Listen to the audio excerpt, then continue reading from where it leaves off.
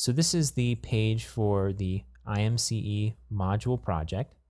And in the past, when we've looked at modules, we've kind of skipped the process of reading about them because you're on kind of a guided tour. But let's stop for a moment and actually take a look at this module page and see what it says about this project. So up here we have information about who created this module initially.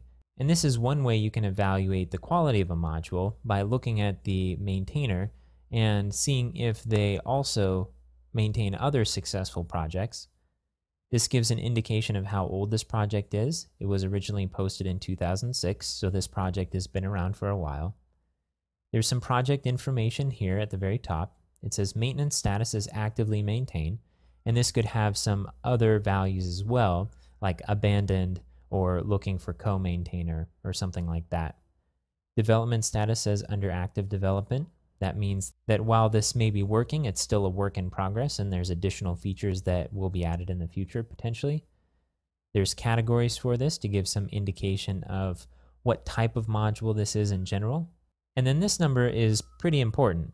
It says reported installs, and it's 126,814. That's how many sites are reporting using this. Now there's a whole slew of other sites that aren't reporting it as well. This is a pretty high number. So this is a good sign that this is a healthy project. And if you're curious about what versions of this module people are using, you can click this View Usage Statistics link. I'm going to go ahead and click it. And you can see that this shows a graph from June 22nd all the way to April 24th, so this is about a year long, of the growth of this module. And you can scroll down and look by week at how many people have been using it.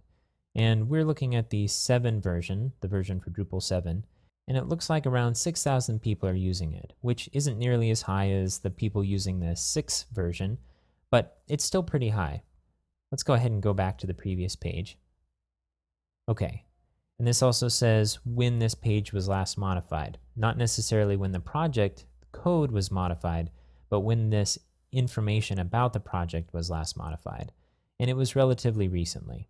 Before we continue down the page, let's take a look at this right column here. At the very top it says maintainers for IMCE. This is a list of the people that have contributed code to this module. Right now you only see one maintainer, so this most likely means that there's a single developer for this module, and you get a sense for how long they've been working on the module by looking at this last and first. This is the last time that they added some new code to the module, and this is the first time that they did. So they've been working on this module for 4 years and have recently updated it. That suggests that it's pretty active.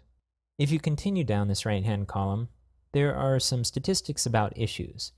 Now, an issue can mean a lot of things. We've looked at several issues throughout the course of these videos, and they can mean anything from a feature request, somebody wants to add something to a module, to a bug that's been reported, to a patch of some code that somebody has created in order to extend a module and they'd like to include it, and they need the maintainer in order to incorporate that patch.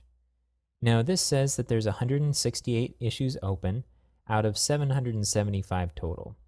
So this says a couple of things. One is that there's a lot of issues about this, and this probably ties in with how long this module has been around. 168 open means that there's a lot of issues that haven't been resolved yet.